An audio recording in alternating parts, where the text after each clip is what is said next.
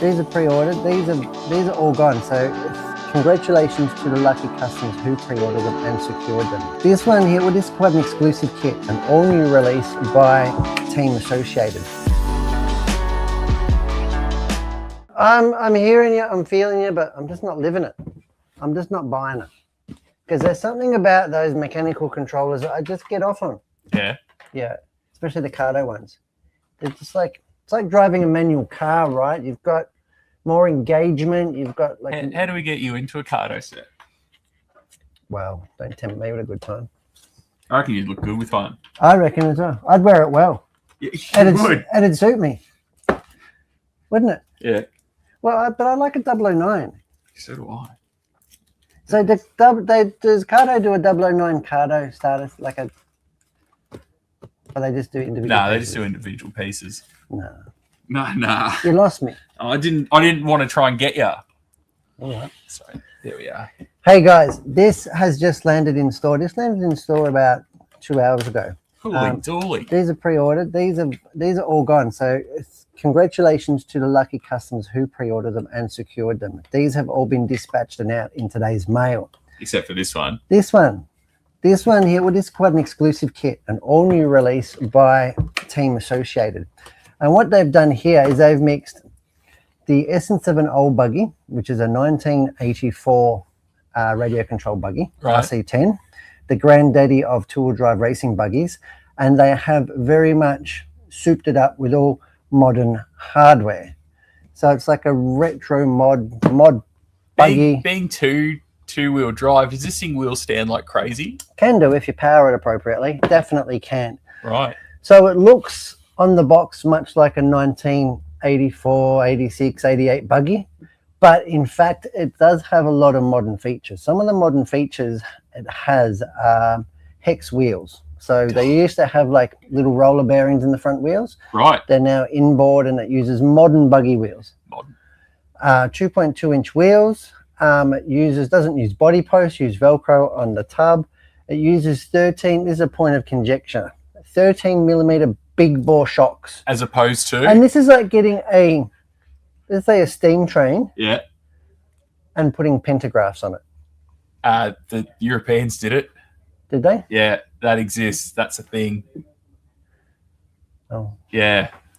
What, just for looks? No, they really did it. They wanted to see if they could utilize the electricity to boil the water, and so they put a pantograph on there. And it worked. Heat. Yeah. Like a kettle. Oh, my neck's starting to hurt. Well, that's what a steam train is to begin with. But, yeah. We were going to big bird, little bird then. It was like we were having a moment. Quick game. Yeah. No, but without further ado, this one is a derail back to trains, but they did do that. This is a close friend of mine, Rudy. You've heard his name before. He's given me permission to unbox it. So let's have a look. I'm going to take to this with a 9 Steps hobby knife. Open it up. And I'm going to open his fresh seal. I'm going to open his box up. And you guys are going to join us. It might be his. Did you actually ask him? No, don't need to. Don't need to. We're at that point in our relationship. That's cute. Isn't it? No, of course I asked him. Oops. I'm just going to tear his box in half. He would love that. Rail fanning William. Rail fanning. Yeah. Yeah, why not? No, that's their name. Here we go. Look at that. Look. That's what you get in the box. All modern bits and pieces. Here you go. 2.2-inch modern buggy wheels. Same that you would find on the current two-wheel drive buggy, which would be a B7. Modern wing mount. So it doesn't have no flimsy wing mount on there. This is going to mount to your carbon fiber shock tower, which is also a modern inclusion, onto a modern B6 wing mount. I can tell straight away that they have still used, well, I could be wrong here, but that looks very much like Imperial wheel nuts on there. Heck. Yeah, which is odd because it's got Didn't want the metric. It's got a lot of metric hardware in there. I can see right here, it's backed up with some 3mm metric screws. So I don't know what these guys are playing at. Like I said, it does have an American flag on it somewhere. It's an American brand. Oh, right. In 1984, they were all Imperial. They refused to use metric measurements coming from the land of all things America. Here we have the very modern 13mm factory team shocks. So not just any, but these are the Kashima-coated shock absorbers. Modern plastics, heavy duty plastics, so it doesn't have the vintage period correct ball ends on there. It's probably going to have whopping big turnbuckles as well. Whopping. Captured hinge pins. Again, another modern part of the build. I can see through the bag here. We've got hardened captured hinge pins. There's the whopping big 5.5mm ball studs. It does have black plastics, probably like a World's car or something like that. Nice short little arms to keep with the legacy of a vintage buggy. Right. Because now they have like narrower mounts but longer arms for better geometry and handling. So they've kept some vintage legacy to it. Yep. But really sort of washed it down with modern hardware. Can this be used in the Masters? No, Vintage Bash. The Vintage Bash. That's going to be a point of concern. I don't know. Because you said that it's taking like the best of the new stuff mixed with the old stuff. That's right. You're saying it's a re-release from the 80s. Well, I'm like, where does it count? They never released it. Where do you draw the line? They never released this as a kit in 1989, right? Yeah. So technically, it's not a re-release. It's right. It's a brand new model using I see. some old components. Oh, thank you. Look Right. at that very period-esque early mid-80s body here. I think that's all new. And again, just to rattle people's heads, they've mated that to an all-new current spec B7 wing to really get people on their high horse. This is really going to, it's going to be really interesting to see what the vintage tribe say about this. A modern slipper clutch, V2 slipper clutch. Again, modern. It's going to have a stealth drive transmission in there. Ball diff looks to be very modern, but I can't tell you exactly. But yeah, that looks to me like a modern transmission in an old style stealth transmission case. Yeah, a very interesting product here by AE.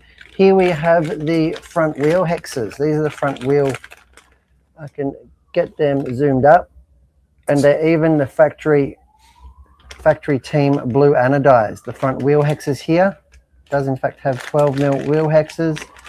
No more E-clips on your hinge pins for your RC10 and this bad boy. Carbon fiber shock towers. Again, they never had that in 1984, but here you go.